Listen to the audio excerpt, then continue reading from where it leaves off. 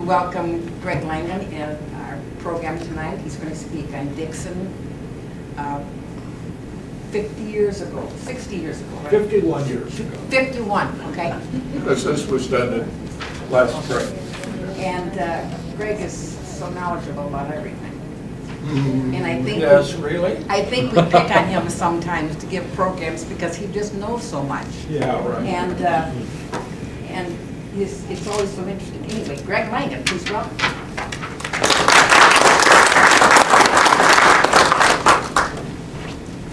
I know this will be very new for everyone because I don't see anyone out there who's over the age of 50. Am I right? You're such a good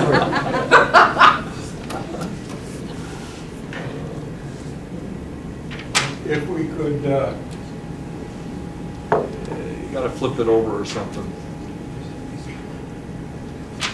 if we could get some lights back there. Okay. This isn't a very good one. There you go. But this is sort of like Dixon looks now. You come down Galena Avenue, 4 lanes all the way, can't turn right on First Street, certainly not left, and you swish on through town.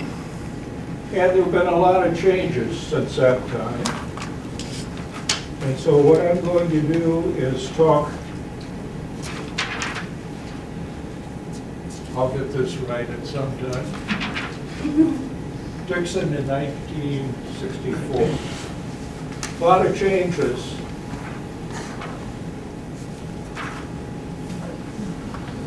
Now, this obviously is not 1964, but I like this very much because we're standing up on the corner of Galena Avenue and First Street and we're looking down.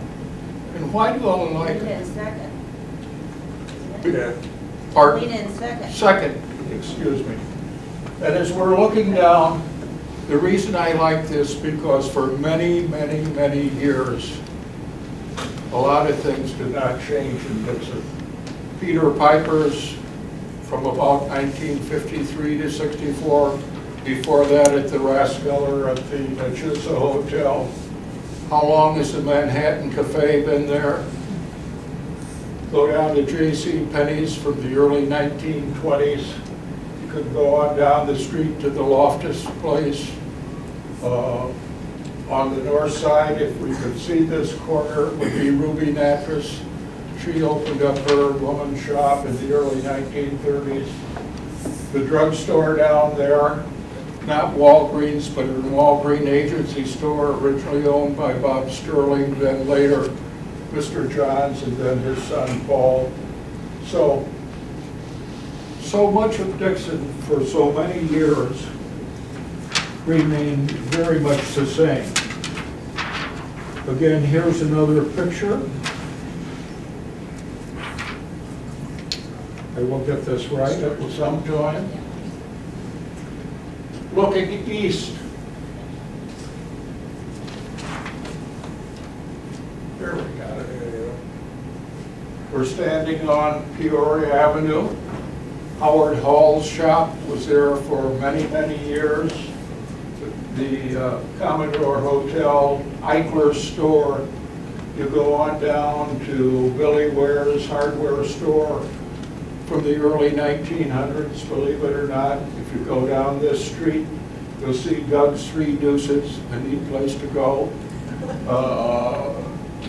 You'll see John Joe Thomas's jewelry store, Veneers, going on down. So a lot of these places were there for many, many years. Just tossing this up, this is sort of an overhead looking down. And what we're seeing is the way it was, with parking all along the Chamber of Commerce store down in the lower left-hand corner. Not many changes over many years. When you talk about 50 or 51 years ago, you cannot just look at that particular year, you've got to look at other things. Prior to about 1961, this is Galena Avenue. Those are elm trees. They're standing right down from Huffy's gas station on the corner of East McKinney looking down Galena. We lost 7,000 elm trees in 2 years. I know in my parents' home they lost 7 big elm trees.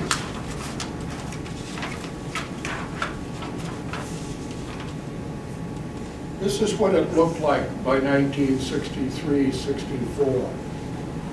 We're looking the other direction. We're on the corner of Chamberlain and John Dixon Park there on Galena, looking north. 7,000 trees shot. Other things happened in 1962, 63. They included Shriner's Meat Market closing, the A&P store, which for years was over on Peoria, near Commercial Alley. They moved up on 3rd Street. Borden's, they quit that year doing condensed milk. And you know, they'd been at it for about 75 years up until that time. So they started producing Starlight. Other places that closed were Byers Bread, and they had about 350 employees. But the most significant loss in '62 was when formerly Reynolds Wire National Standard left. They went to Corbin, Kentucky. Hundreds and hundreds of jobs left at that time. One of the things that happened in 1964 was the Dixon Men's Garden Club decided something had to be done. And so they raised petunias, obviously not a color picture, but they planted these. And as we know, last year they had the 50th anniversary of the Petunia Festival, which was not a big thing in 1964. Just show you another overhead. Far down the river you see, we still have the Illinois Central that ran from Galena all the way down to Cairo and went on down. You could take it to New Orleans.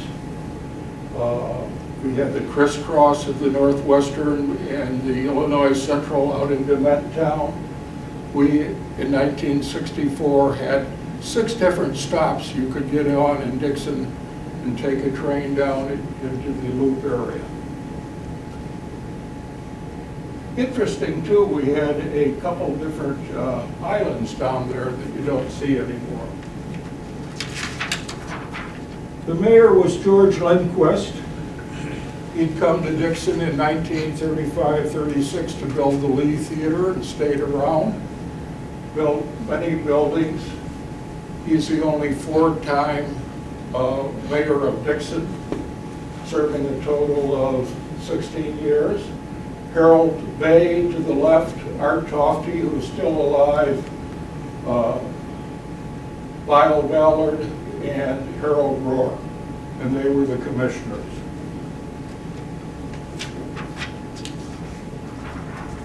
Just for the heck of it, I flashed this up because we see that Eddie Jones was the city attorney, Arlene Herzog the city treasurer, Earl Kelchner, Orca Kelchner, the chief of police, Gail Kaiser, the head of the fire department. And of course, we also had the Dixon Park District. Much smaller at that time. Joe Heaton on the right was the president. Martin Damon was not there. In the back we have Ken Mall, Max Van Scoy, who was the president of the bank, Lloyd Swan, superintendent, and then we have Jack Keegan down front. The municipal swimming pool in 1964 was about 15 years old. Very sound structure, doing well and so forth.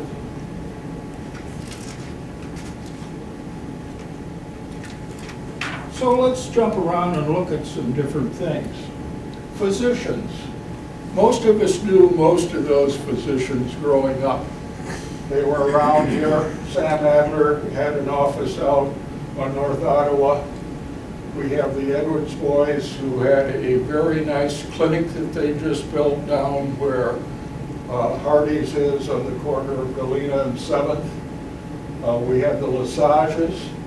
By the way, the Lesages came here, I think, in 1904 when Dr. Edward Murphy Sr. Had contact with Dr. Lesage, the senior, in Chicago, and he came out, had a couple sons, among others, Charles and Bob. We all knew those people growing up. McFetridge, who came, joined the Murphy Clinic after Dr. David Murphy died in the fall of 1952. Saul Parks, 403 East First Street. He was a radiologist at the Hospital Hill. Dr. Stitzel, Tabner, the McNichols. Those were the physicians. How many physicians can you name today in Dixon? How many can you pronounce?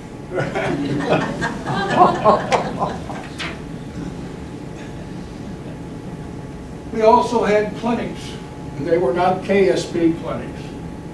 The Adler Clinic, as I mentioned, up on North Galena, just north of East Graham Street. The Edwards Clinic down on 7th. The Lesage Clinic had just moved into a very nice new building on Everett Street. McNichols was up at the Dixon National Bank.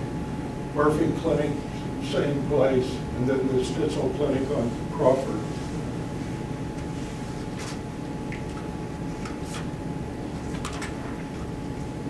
Optometrists.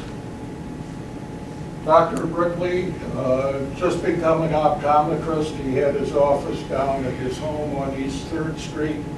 Les Henkel over on South Peoria. I did not know W.G. Landy, but the Dr. McGrams, senior and junior. Lamar Wells.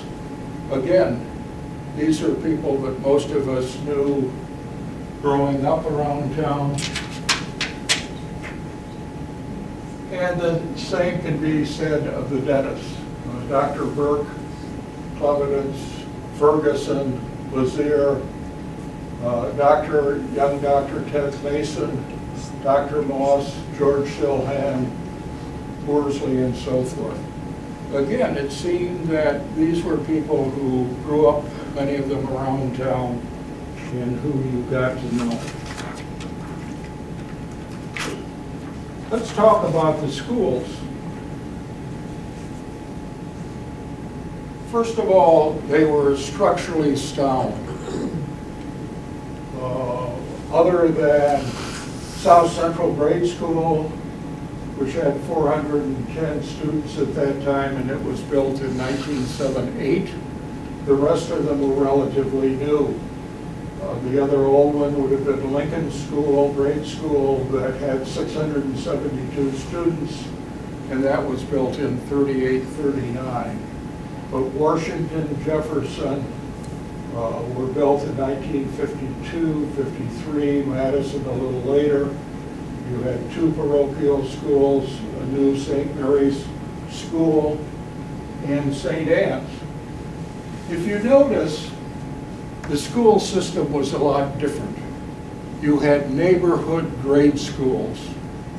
There were very few buses. Kids walked with their older brothers or sisters, with kids in the neighborhood. If you lived in the general neighborhood of a school, you got to know the principal, you got to know most of the teachers. You weren't stretching yourself to go to 3 different PTAs around, you know. So a lot of changes. Again, they were well-constructed, relatively new buildings. A little different than we have now. course, when you name the schools, you can't help but consider the principals at that time. Believe me, no one pulled anything over on Molly Duffy, Edith Scholl. Who was the principal at Lincoln? Esther Barton. Esther Barton. Who else, man? She came down there with her paddle and you knew she was coming. Kreiner Center now is one of the major employees in Dixon. At that time, they were the Truman School for the Retarded. Mrs. Boston had started that out in 1952, before there was any consideration of special education in the public schools. And she continued it, and then eventually we had mandated special education. Who was that that started the school? Mrs. Boston. I can't remember her first name. Were they the Bostons from the Hotel Dixon?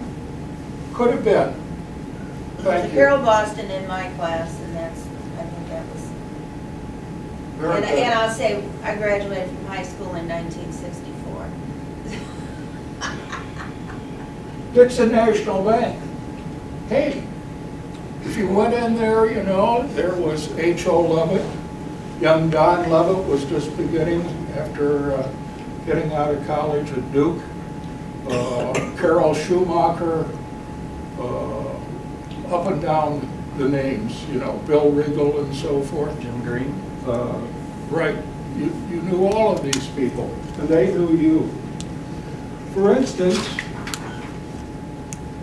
you had Max Van Scoy, the president of the City National Bank. You had Dick Durkee, the vice president. You had Miss Myers.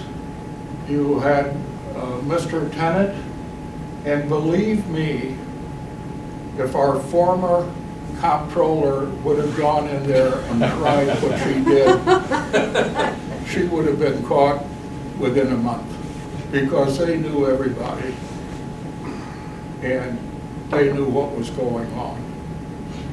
You know, I came back to Dixon 20 years ago, and that bank changed its name, I think, 6 different times at least since I've been back. And there was a period of time where nobody knew anybody. And David Ames got laid off in commercial banking in Sterling, and they hired him not to do commercial banking, but they gave him an office in a glass enclosed area so he could come out and talk to people, because he knew a lot of people from Dixon.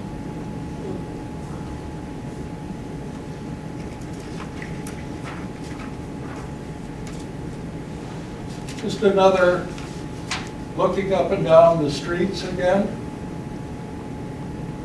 Gee whiz, if we had that 1961 Cadillac, we would really have something with it. Let's talk about some of the commercial establishments. Shoes. Would you believe we had 4 separate shoe stores in Dixon?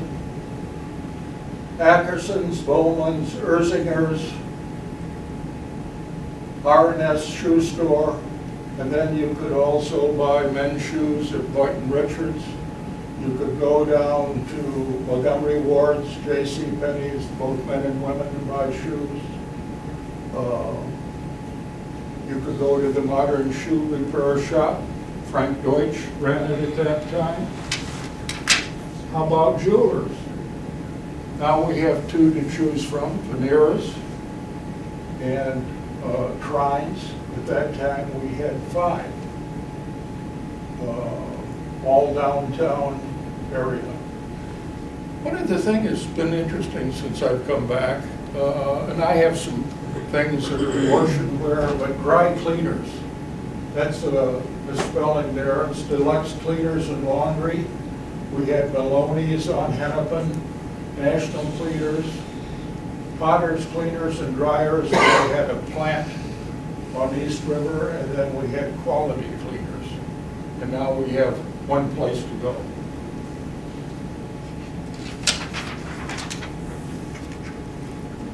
How about the ladies in clothing?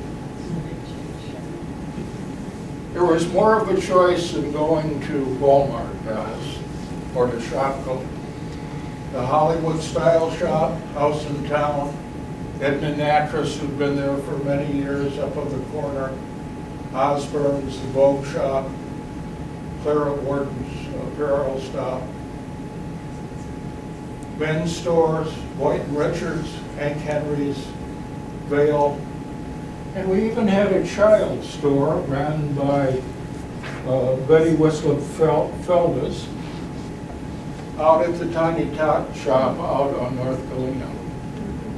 You know, so there was quite a range there.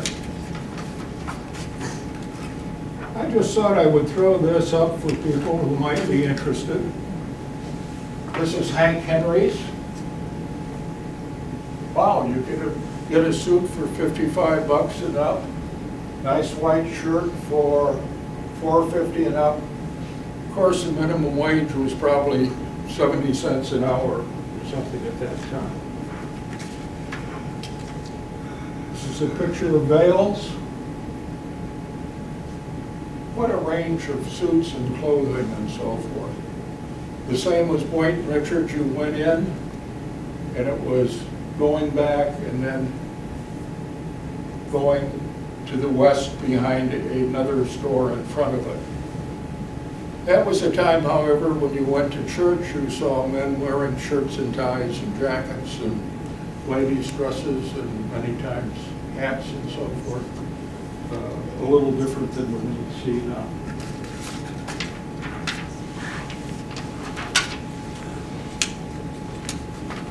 Department stores. I don't might remember the Brown Lynch store, but we had Eichler's, which had been around Dixon for many years. Was in another location. We had Klein Brothers, Klein store. Fritz Herzog was the manager there. Monkey Ward's had a huge store both on the first and when you went down in the basement. J.C. Penney's, of course, the Spurgeon store, and they apparently called the dime store Woolworth's store at that time. We had 3 huge furniture stores, and they were wonderful stores. They had Hamill's, Crimes, and Ames. And by the way, in 1964, Ames moved. They were just at the corner and they went all the way down to the new City National Bank parking lot. A huge area. And the stores were really something. We had appliance stores, of course.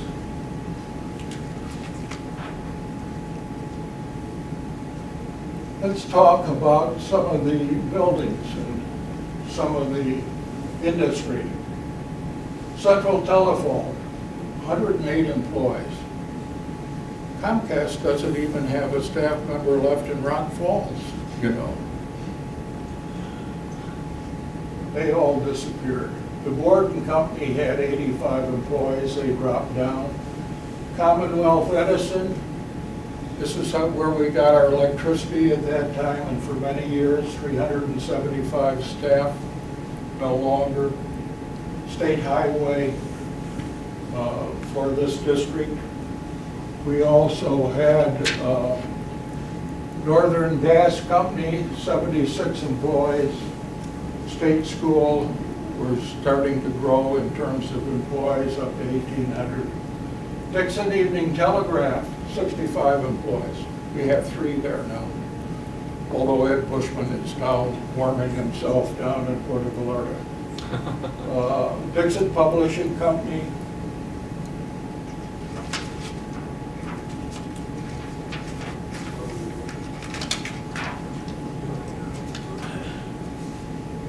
When did the Dixon Publishing Company burn down? You know, I really was not around at that time, James. That's where Habitat's building, Yes. you know. Yes. And that building was up there on College? Oh, yes.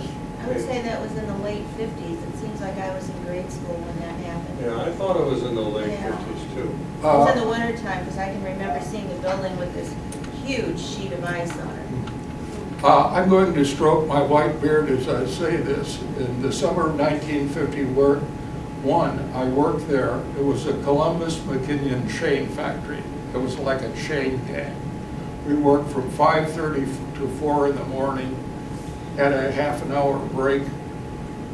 Some of the guys would get on their Harleys and cars and drive down to Jay's 709 Club and have a few beers and hard-boiled eggs and come back and work on the most dangerous equipment that you can imagine. You know, it was really something. That time, and the building obviously is no longer there, you had the Freeman shoe store, shoe factory with 250 employees. They just, not long before that, bought the building and the cut sale division. They had 86. Boyd Casket, they had 85 employees. By the way, every time I drive down West First Street and go by there, it just gets me the way that place has become a dump. Yeah. Windows broken out, next door, all this machinery is sitting there and overgrown and so forth. Purity Mills, great popcorn, employees. A good industrial park that had just come on recently.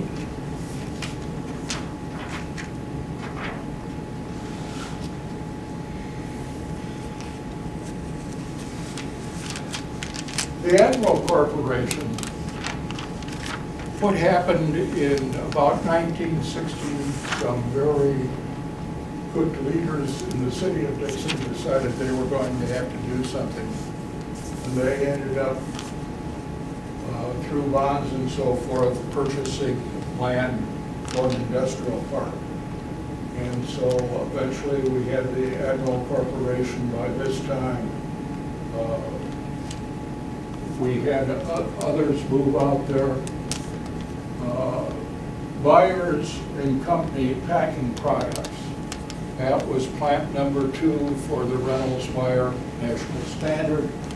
And John Byer and his brother came to Dixon in about 1962-3 and started manufacturing bags and so forth. We had Rayner. They had about 185 employees, and I think they're, along with KSB Hospital, are the major employers probably in the city of Dixon today. Dogger Chemical Company, Henry Pratt. Oh, wow, you had a lot of skilled people there, machinists, highly talented, capable people. General Cable. We're talking about, at least Jim Burke is, about maybe Medusa, Portland Cement, or the cement plant. In 1964, they had 180 employees. It wasn't all nice, okay? The 60s could be very difficult. We lost a number of people. We had people in Vietnam that was very decisive. We had a young man, Denny Klein, Judy Dixon's brother, who was injured in Vietnam, and I'm sure he was never quite the same from that time on. Right, Judy? Mm-hmm. Right. So things were not always the best. The Telegraph, if you wanted to go down and talk to someone in charge, you could do it because it were George, Bob, and Ben Shaw. And they had a huge number of newspapers. They had 6. Shaw Publishing now has something like 46 or 47 newspapers throughout Illinois and Iowa. A big, big change. The newspaper, of course, has changed quite a bit too. How are we doing on time?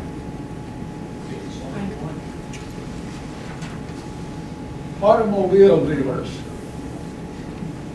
We have two places if you want to buy a new car today.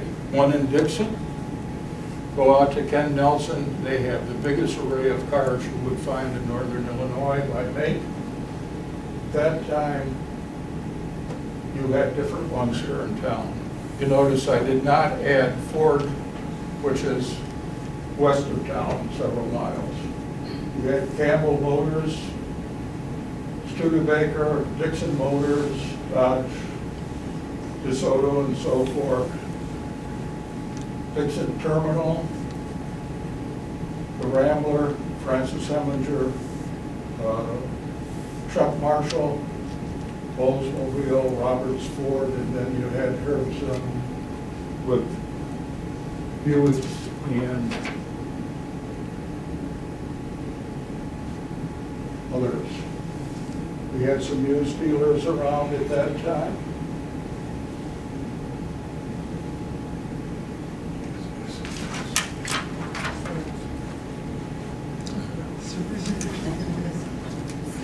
If you wanted to buy gas or get your car serviced in different places, in 1964 you had quite a rate.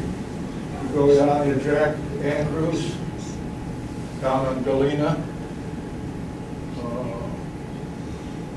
Car Oil Company, Chuck Standard Service on South Galena, on and on and on.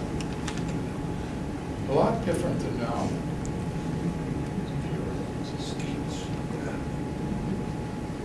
And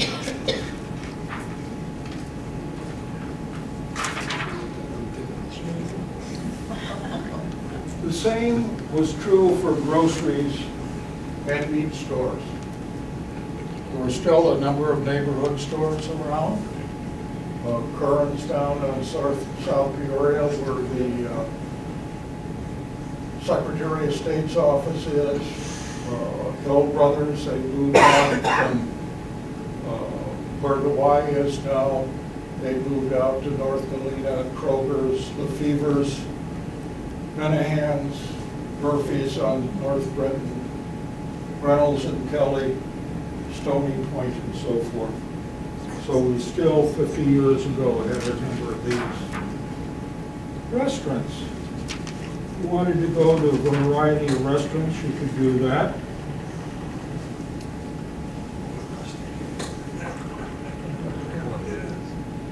Brown Shingle, great place to go. The Chuck Wagon, that's where we went when the bars closed at night. How many did that besides me? I didn't do that.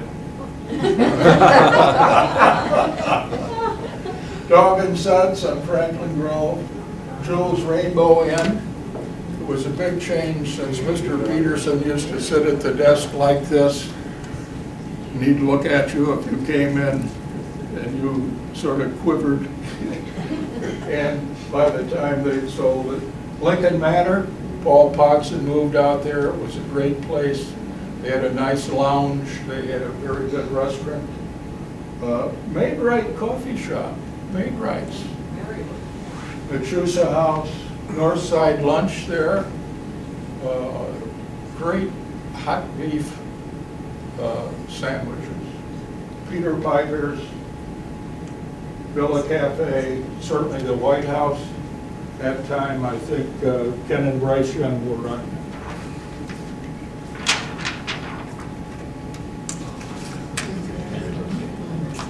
I just tossed this up there for the fun of it. Prince Castles, you could get a Prince Burger for a quarter, one in a million for a quarter. Get all three for 65 cents. How many people went there?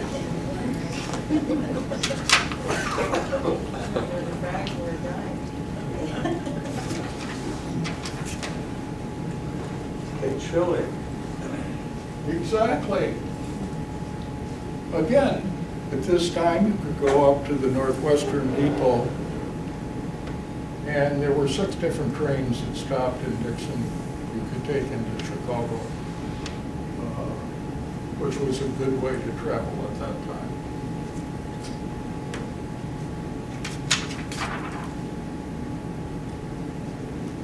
And this is me. I had hair and it was dark. That's it, everybody.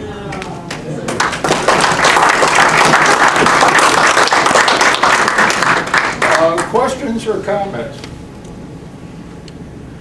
Yes, sir. Do you know, Greg, back then, about what was the population of Dixon? I can tell you exactly, it was 16,147. It was 19,000 Yeah. for time. The interesting thing is about Dixon, starting about that time, people started moving out. Anywhere there was a grove of trees, there ended up from 4 to 6 houses. Even where there were not trees, you know, out at Lowell Park Road and Timber Creek, you go on up across from Lowell Park. They already packed in houses where there were trees around, and then they went across the street, and it's, you know, in another 30 years, their trees will be gone. Being new here, relatively Yes. speaking, I can say from when you went through, I was trying to get a rough estimate of what the school population was. Not to mention, if you went through those businesses, how many thousands, I mean, 3,000 or 4,000 jobs were in those businesses. Oh, there were a lot of jobs. And you knew a lot of people who worked there, and they knew you. In 1956, after I didn't get drafted for the Korean War, I had a master's degree and I was working at the state school, and so I decided it was time to buy a car.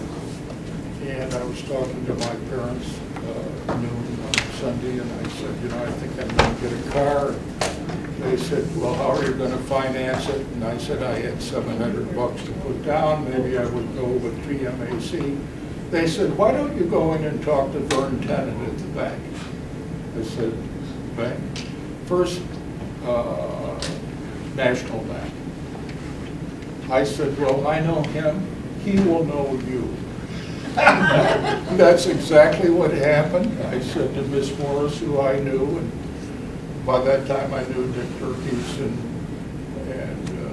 knew a couple other people because I was joining Rotary at that time, starting a youth movement, and I went in and wanted to see him. Oh, Gregory, it's nice to see you. Have a seat.